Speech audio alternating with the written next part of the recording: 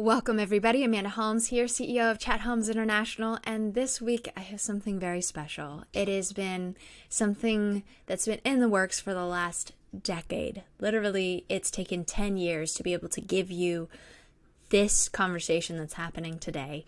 And it was an interview that I did with Content is Profit, BizBros, and so I'll just let you tune into this conversation. We were just talking about why I took on the project to do the new edition of my father's Ultimate Sales Machine, which just happens to be available for pre-sale today.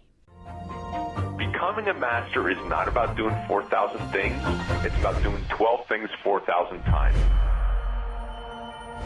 The Ultimate Sales Machine presents the CEO Mastery Show for entrepreneurs looking to grow faster, better, smarter. If you would like to have a profound breakthrough in your business, talk to our team live by visiting chetholmes.com/breakthrough. Good advice is contextual. Get your answers at chetholmes.com/breakthrough. So I went out to the social media following and I said, I'm about to do the new edition of the book. What do you want to see in it? Tell me, right? And multiple people replied back, don't change it. It's perfect. So that stuck with me as I thought about, oh my gosh, what do I do here? And so my father passed of leukemia. He got diagnosed with cancer, and we battled for about a year and a half. And he spent about 352 nights in the hospital, and not one did he spend alone. So it was between my mom, my brother, and myself. We all pulled all-nighters because he would have these night sweats, so we'd be up with him all night. And And it's kind of shocking to think, because my father was very much a world traveler, public speaker around the world, very high esteemed in that fact. And he was also 6'4", so a very tall man. And when he walked into a room, he was larger than life, right? So while he was there in the hospital, he was running 12 companies from his hospital room, like the most productive cancer patient you've ever seen in your life. And he ended up getting the bone marrow transplant. And before that, they basically take away your full immune system. And so you're sitting, you have to isolate. You have to be quarantined in that room, and you can't leave that room for 2 months. He stayed in that little room, and I'll never forget this moment. I walk in, about to start my shift with my dad, and he's sitting next to the window, and he's just staring out. And I walk up to him, and he goes, "For all the wealth that I've amassed, nothing can buy my way out of this hospital room."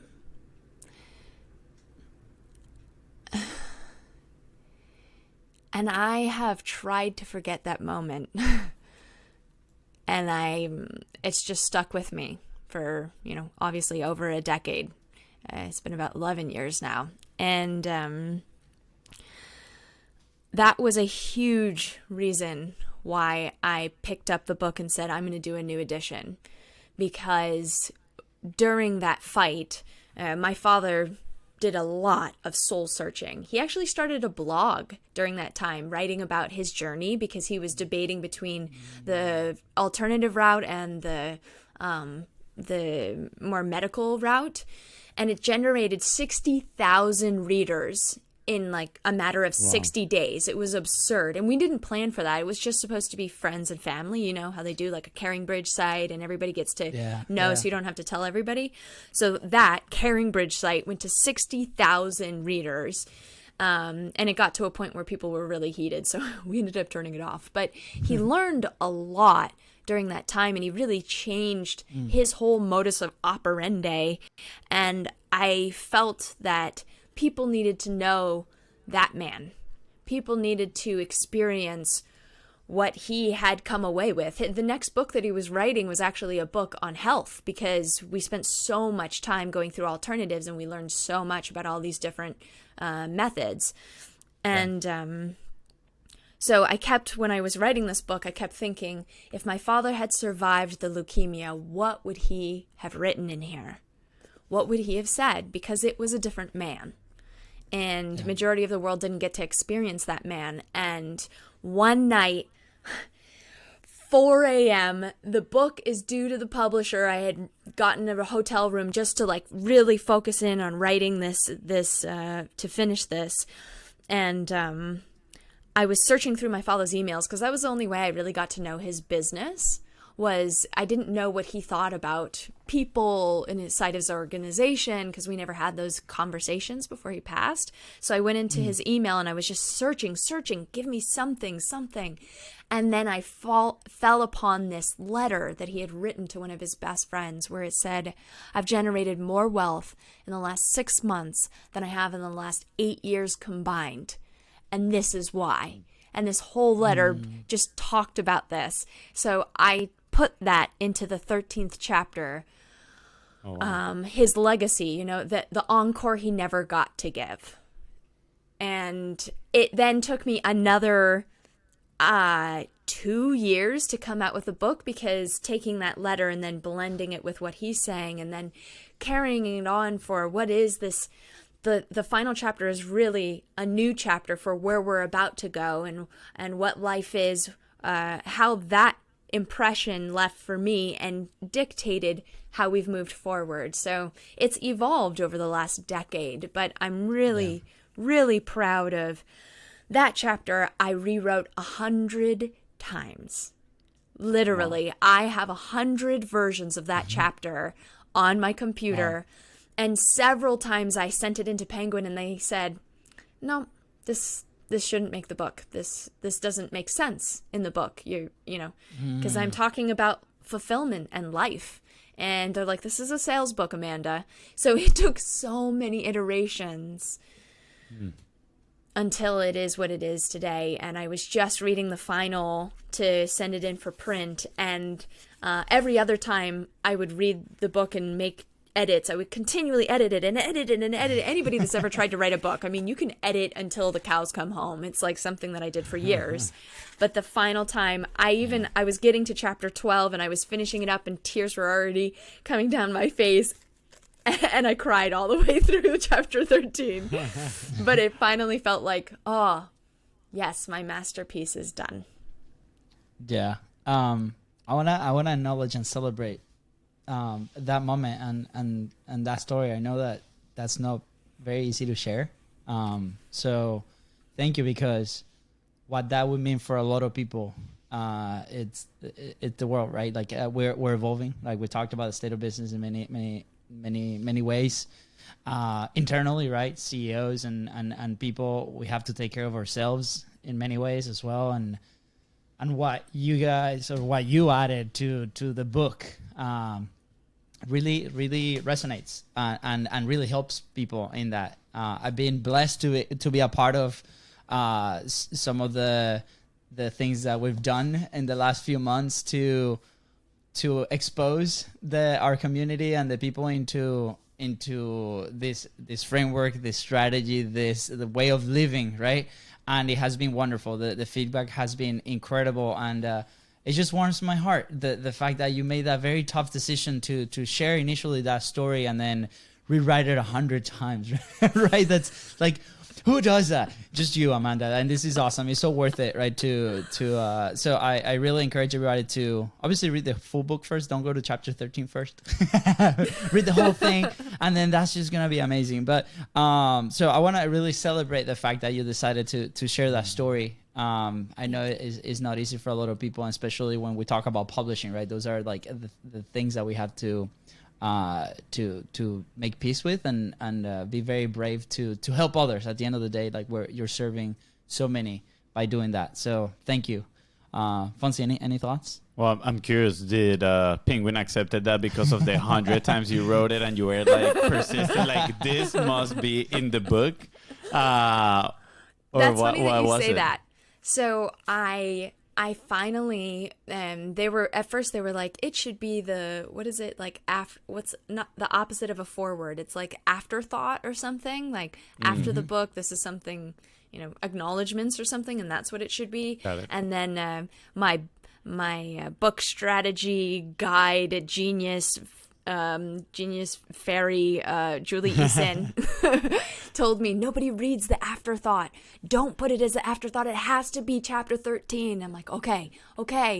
And so then I rewrote one that was specific to what the publisher was asking for, or what Penguin was asking for, and they approved it. I finally got the approval that should be in the book. Let's go. And I sat on it for about 3 months, and I just felt wrong about it. I just felt like I had lowered my bar of excellence to appease what my publisher wanted. And I mean, they know better, right? They're great at books. They're one of the biggest publishers in the world, right? So I respect what they were saying and why they were saying it. You know, there's a context here, and there's a whole book talking about something completely different.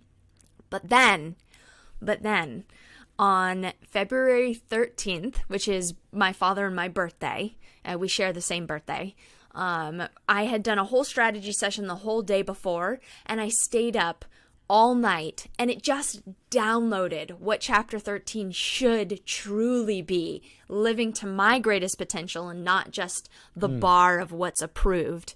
And I rewrote the whole thing.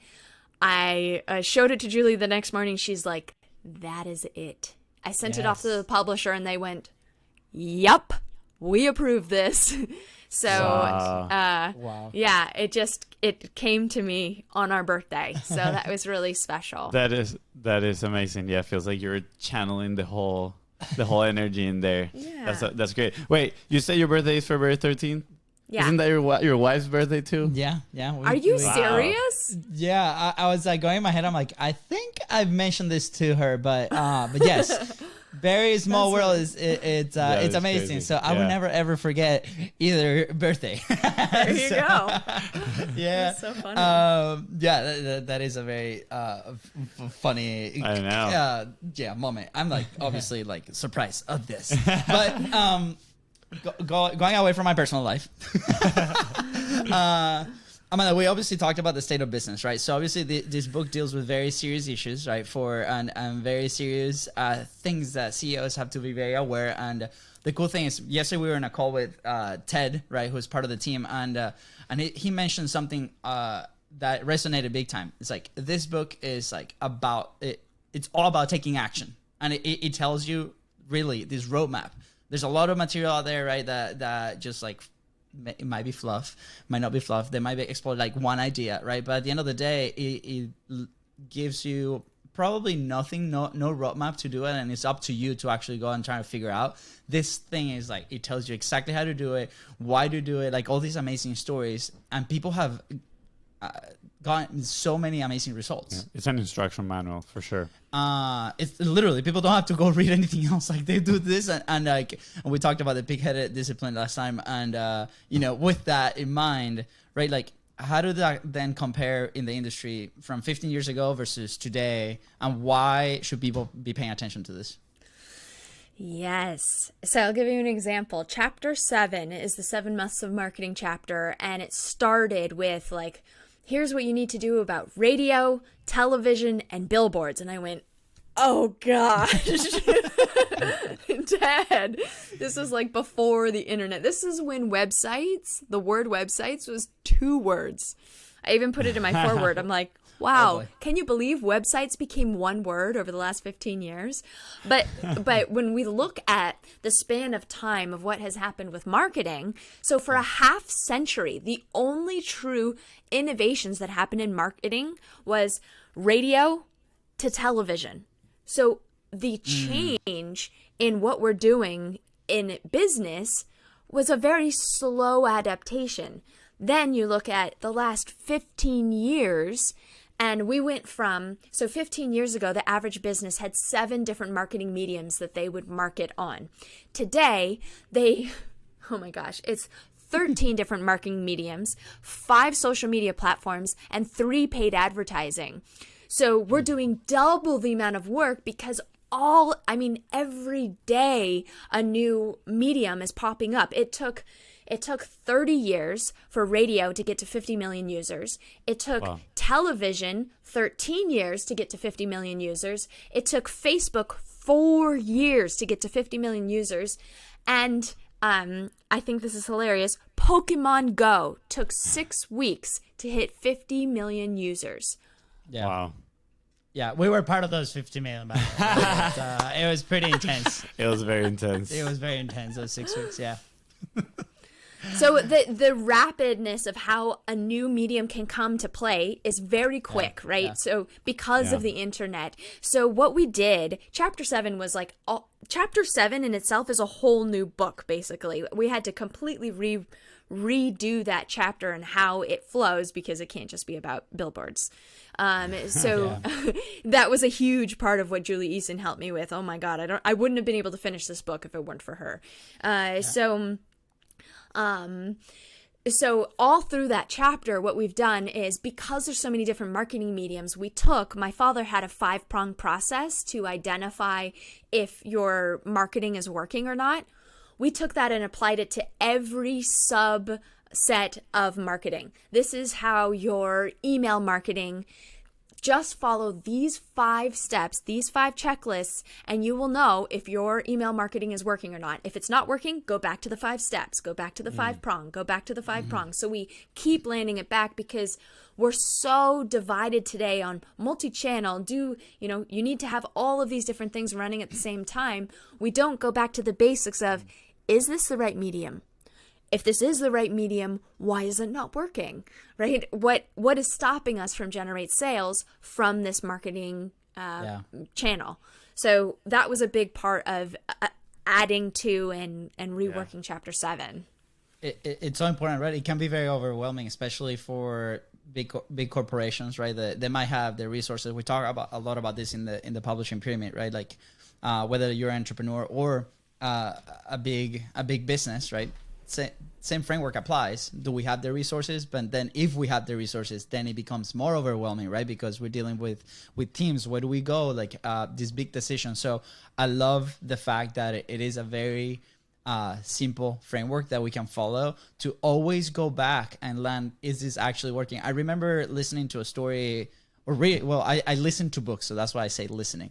But about your dad testing a $10,000 budget, right? And I think at the time it was in radio. And they were like, well, how do we know that's working? And they divided 10 different things that they were doing into $1,000 chunks. And they would run the thing, right? And they'll be like, hey, are these the results that we're looking for? If it was yes or no, then they will make the continued decision, and then they will reinvest in the things that they were working. And to me, as I was listening to it, I was like, wow, it is simple, right? But it's not easy to do because there's so much distraction.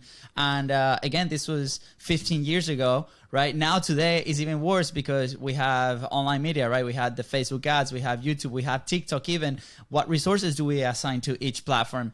How do we know the offer is really working? How do we know that we actually attracting the right customer for our business, right? We talked about this many times. So the fact that chapter 7 is there, it makes it so worth it, especially if we have that background. And if you're experiencing that in your business, you must read chapter 7. Well, that's a great segue to chapter 4. If it's okay, can I go? Absolutely. So there are about 8 billion people in the world today, population, and yet there are 4.75 billion pieces of content posted on Facebook alone every single day. We post half the world's population on Facebook in content. 15 years ago, that wasn't really the case, right? That's not even counting what's on Instagram, which is 500 million posts happen on Instagram every single day. So we went from only the elite could get a message out to the world, right? Only the people that had a platform. Today, everyone has a platform. There's 3.8 billion social media pages today. So we've gone from competing with just the elite that could pay for radio and television to everyone and their mother. Their grandmother can post. Their child, a baby can post. A dog has its own social media page. I mean, everybody has content, but the difference is that 50% of content online is deemed useless, and 40% of the content that's posted for a business actually hinders your sale. It reduces the likelihood of somebody purchasing. So we have gone from, okay, I'm going to post content because it's an organic way and I have the ability to have so much of a reach without spending money. Such an amazing concept, and yet we've forgotten the framework for why content will generate sales, which is what we want. Absolutely. Essence, right? I remember when we first imagined the show, we're like, okay, the path to the frictionless sale, right? And there's so many elements, right, that we've discovered along this journey, 300 plus episodes, right?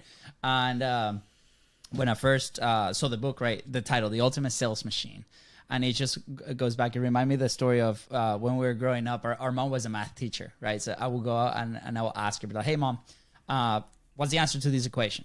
And she'll be like, let me tell you something. And then she'll sit me down in front of a whiteboard and she'll like go back and revisit like the principles and foundations of what we needed to talk about. Yeah, she was like, when math first started. And you're like, oh, here we go. But, you know, now that we run a business and now that I've seen firsthand with the companies that we help at CHI, right, it's so important, that foundation, those principles. And this revival, that's what it is that roadmap to always go back and look at these things, because the world, yes, is changing. It can be overwhelming, but at the same time, it cannot be overwhelming, because if we stay true to those foundations and those strategies, and we stay with big-headed discipline, we execute on those, right? We talk about the core story bootcamp. We talk about the Dream 100, elevated Dream 100, right? The 47-point checklist. All these things are these amazing tools that will bring it back to those principles and foundations that we can continue to execute no matter what challenges are coming our way in the business. And that's why I believe is so powerful. Do you have like do you remember maybe some cool stories off the top of your head of people that have applied this and have obtained amazing results? So many. I mean, I put so many different protege stories of people that have implemented the book because they've done such magnificent things. I had to add them in. I added in quite a few times ClickFunnels and the CEO, Russell Brunson, because, I mean, they went from 0 to 100 million in 4 years, and the Dream 100 was one of the most successful strategies that they used to make that quantum leap. So I do put them in there quite a bit around the Dream 100 chapters, so chapter 6 and chapter 8, and really help people better define how to deploy the Dream 100, because so many businesses, they just get stuck on the first step of how to get that list of 100. So I go into that and how to find the list and how to narrow down the list so that you make sure a checklist to know if it's the right list.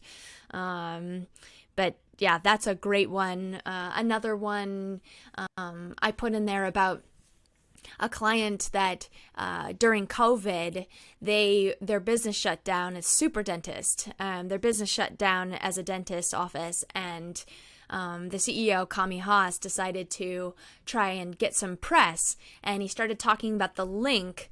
So there was a link because we did a core story for him. He knew that there was a link between the health of your mouth and your lung capacity. And so half of the population, it's something like you're 8 times more likely to die of COVID if you have gum disease, and 1 in every 2 people has gum disease in the United States today. And so one simple thing you can do to avoid COVID is just brush your teeth for 3 minutes twice a day and floss. And this message was not out there at all. And when he started using that market data to get in front of press, he ended up he got like $500,000 in press all over the country. He was speaking on every news station because he was using that market data with this story to educate the public on something that's relevant and important to them. And then he also talked about how he had a book coming out, If Your Mouth Could Talk. And if you guys want to read something fascinating that you would never think you would care so much about your mouth, however it affects your entire body, and it'll have a ton of market data because that's what he did with his core stories. He put it into a book. So If Your Mouth Could Talk, but I do talk about that in the book too. A bunch of stories. I have so many stories that I sprinkle through there. I love it, right? Because if you say, He hey, started brushing his teeth recently. That's oh, why. 100%. Can you tell? They're so white. Yeah. But you know, we often mention, hey, just imagine, right? Just imagine. And I think those stories are so important. They're there because it can put you in a place where you're like, I can do this, right? I can go out and execute with. It's so important, right? Without execution, nothing happens, right?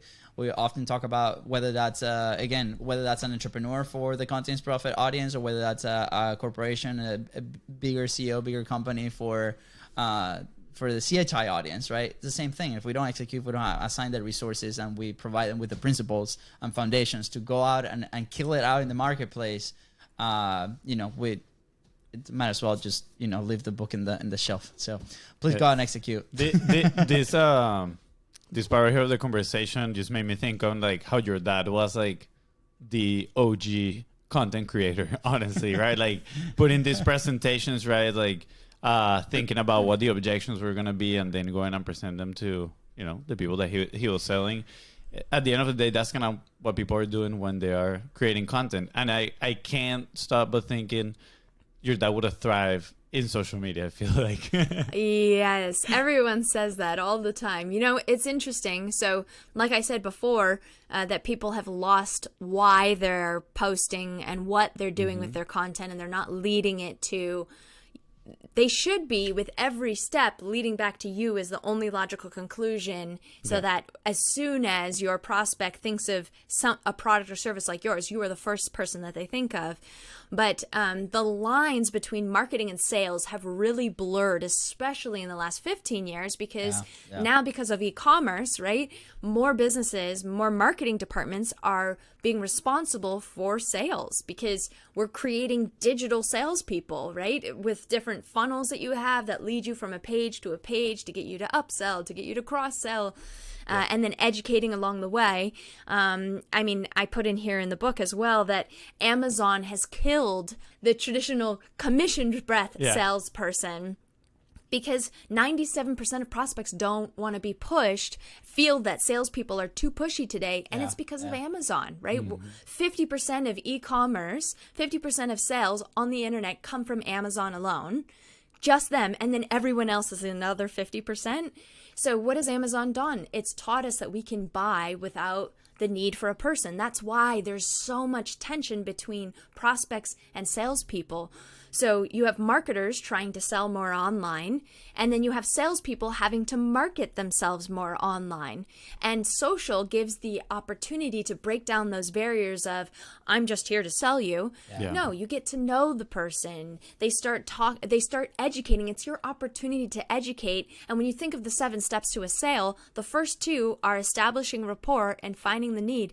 Establishing rapport means they like you, they trust you, they respect you. If you do those 2 steps, you're 65% of the way to a sale. Wow. Today, you do that with your content. You build that rapport, you build that relationship so that they trust you and they respect you by what you post online. Oh, so good. Can we do like a 24-hour version where we just like dissect the whole thing? Which, by the way, if you go listen to Amanda's podcast, please. We're gonna link it right below, because over the next few days, every single day, there's gonna be a piece of nugget that's gonna come out your way with all this amazing information on how you can implement it. So super awesome. There's a couple things as we wrap up, Amanda, that I really want to tackle. One of your most famous frameworks, the inverted buyer's pyramid, which the first time that we saw it, mind blown, and I've seen many presentations where people see it for the first time and you can actually see their mind blowing to pieces. So do you want to dive into that just a little bit and maybe explain what it is? Yes. So my father taught at any given time, if you're marketing to a group of people, let's say you have 100 people in a room, only 3% of that room will be interested in your product or service at that time. 3% will be in the buying now category. Another 7% will be open to it. Just like if you made 100 cold calls, or if you posted on your Facebook page, 3% will be interested in what you have to offer. 7% will be open to it. Another 30% are not thinking about you, your product or service. The next 30% think that they're not interested, and the last 30% are definitely not interested. So you have this buyer's pyramid with all of the subsets. And he did that to say that if you are just talking about your product or service, you're only reaching that 3%, and all of your competitors are reaching that 3%. So what we did, as Julie Eason and I were working on this book, we took that pyramid and we flipped it upside down, because business has flipped on its head. And we described how we have helped more companies become number one in their industry than anyone else, and it's following this framework.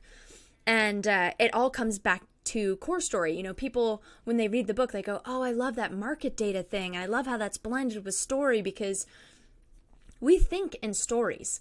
Back to the beginning of time, right? We've taught our history in story. Yeah. People can remember what happened on the Netflix show 3 weeks ago, but they can't remember what happened in a meeting last week. Yeah.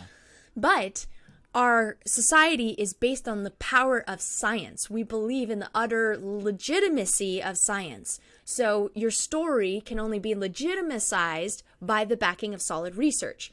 So what we do at one of my companies, Empire Research Group, is we go and we look at all of the data and we scan an entire industry. So the first step in that inverted pyramid is global pain. We want to understand what's happened over decades. The first step is global pain. And that's really to show when someone says something like, did you know that last year 85% of businesses were in a financial struggle? Actually, 80% made less revenue than they did the year prior. It sets me up as an expert. Oh, this person isn't just talking out there, you know, they're actually saying something. It seems like they know what they're talking about. So you want that global pain to really catch the entire buyer's pyramid, regardless of if they're interested in your product or service or not. Then we get into targeted pain. So targeted pain is what keeps your prospect up at night, because it's not generally, majority of the time, it is not your product or service. As much as you think that they care about that and that's what's keeping them up, it doesn't. It isn't. Only maybe that 3%. Target pain. So what keeps them up at night? And if you can articulate their pain better than they can, they believe that you have the solution. So you are just expressing to them that you truly, I get you. From that, they would just say, wow, you really understand me. And from there, then we get into the solutions portion. So global pain, targeted pain, solutions. Solutions is just setting you up as an expert in your field if you give something valuable. And it's a part and a piece that maybe isn't exactly, this is my product, this is my service, and this is what I do. So what can you do to add value to that person? Then the difference between content marketing and what my father taught, which is education-based marketing, which is about being a strategist versus just a tactical, I'm just going to post something online and, we'll see what it does. So that step is different in this second to last step, which is resetting of the buying criteria. All through this education, you should be teaching them so that they're thinking of only you as the possible logical conclusion. So what do you have to do? Because if you do all of those steps and then you don't reset the buying criteria, you're educating your prospect to lead them straight to your competitor. So you have to make sure, this is a critical point, that you educate them on everything that they'd need to know to purchase a product or service like yours. That's the resetting of the buying criteria, so that by the time you talk about you, your product, your service, they should already be sold on you before you've even mentioned you. That is the power of a true core story. That is the inverted pyramid, and that will be in the bonus chapter in chapter 4. Ooh, standing ovation. Yes, and that was a true golden boulder moment right here. Trademarked BizBros. Okay, hi Amanda. As we wrap up, this has been so awesome and so cool to witness and experience like this whole process, and we're right there. So if you're listening to this episode today, that means that the pre-sale is up and running. So go get your book. Links right below in the description. It's in both shows. UltimateSalesMachine.com. Ooh, easy peasy. Easy peasy. Go get your copy and copies. There is amazing bonuses to be taken for you and your company and your team members. So make sure you get those before they run out. So I just want to point out that you did a really good job too when writing the book at documenting the process and like sharing with people, you know, that you were your late nights writing or very early mornings writing, and you know some of the challenges and struggles that you had. And I just wanted to point that out because, you know, it's not about, oh, I finished the book and now I'm going into promotion mode, right? Like you've been just, and I don't see it honestly as promotion at all. Honestly, I see it as you're sharing something that you deeply care about. And, you know, once you started taking on, okay, let me update this awesome book, you started immediately sharing with everybody. And you've brought so many people throughout that journey. So now people are eager to get their hands on this book. Everybody's like, enough already. Could you just post it? It's been 4 years of watching you write it on every plane, train, and automobile. We get it. Yeah, so you know. But it is cool because now you see how much work it took. Exactly. Right? It's not just it definitely increases the perceived value of it. You know, it's already extremely valuable, but now you know, by knowing all the work that was behind it.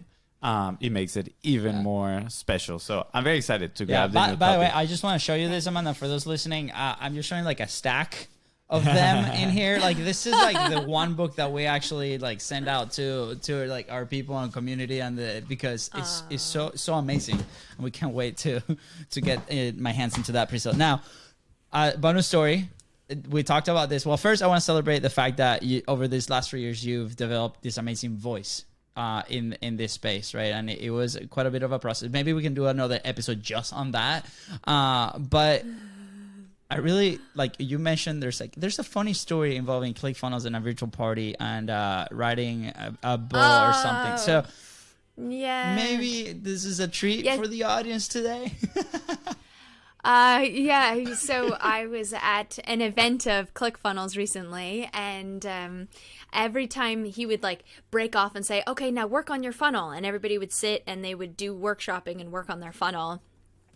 And I kept watching Russell, and he would just sit there and wait. And I'm like, oh man, I got to go up and talk to him. I rarely get to talk to him. He's a client, right? Yeah. So we're working on his core story for ClickFunnels 2.0, but it's few and far between. And I kept just staring at him. I'm like, I really want to get up there. I really just want to say hi. I really want to talk to him. I mean, it was like driving me crazy inside of my mind. Yeah. So then I finally just ran up there and said, hey, Russell, look, I put together the book funnel for the new edition. And I showed him because we were using his stickers, and he's like, oh, that's so cool. And I'm like, and then it just popped into my head. I thought, you know, I'm doing a virtual event when we launch the book, and I'm going to have the biggest, best speakers I possibly can, and it would be so awesome to have you as one of the speakers. And he said, oh, well, where is it going to be? And I said, it'll be virtual. And he's like, well, why don't you have it we can host you at ClickFunnels headquarters, and you can film it live from my headquarters. And I went, are you serious? For real? Yeah. So oh my God, I was like a giddy little child. But so that is for every person that gets the pre-sale version of the book. You also get a ticket to that virtual launch party, which will happen for a much smaller group of people. So and I'll have him, and then also Jay Abraham also agreed that he will be there. I still am filling the slots for the two others that will be there, but it's going to be a great party. I took a pic of that on that list, and oh my gosh, yes, please go ahead and buy it like now, because it's going to run out. Those spots, so much value. Not just the fact that Amanda's there launching this amazing resource and book for many years to come, but also the people that say yes to doing something like this, you know, Jay Abraham, Russell Brunson, legends, right, in the marketplace, in the right now in the business world. So super excited. Thank you for sharing that story, Amanda. Fonzie, anything else? No, thank you so much, for sharing everything, for putting so much love and effort into the new version of the book. I'm sure it's gonna change a lot of people's lives and, you know, get them all pumped up. I remember when I finished reading this book, I was like, honestly, as I was reading it, I was like, this is what I need. Like, this is what I need to do now, right? Even chapter 1 with like time management, I was like, this is perfect, because my time management skills are it's not the best. I feel like you need to reboot it again. Okay. Amanda, anything else that you want to add? There is one little thing. So I was so normally a foreword would be to the reader. You say, "Dear reader," right? And I had written many versions of "Dear reader." And then when I had my first session, because I needed a coach to help guide me finishing this, so Julie Eason was that for me, guiding me through just pulling. I would call her a genius extractor. She just pulls out whatever genius you have. In the moment, it's just kind of a mess of thoughts in your head until she helps you plan it out and get it into something clean and clear. Yeah. But we had that first meeting, and she sat me down and she said, I think that the foreword should actually be "Dear Dad." And I heard that and I went, no, like immediately. Like it was like guttural, like out of like an instant resistance to no way would I ever want to do that. Yeah. And so over a couple of minutes, I was like, well, okay, I have hired you to be my guide, so I should listen to you, and this is our first meeting together, so to say no to the very first thing you asked me to do is kind of not being a good student, and I pride myself in being a good student, so I will do it as an exercise. It won't go in the book. That was my answer. And she went, okay. She could tell I was very upset about it.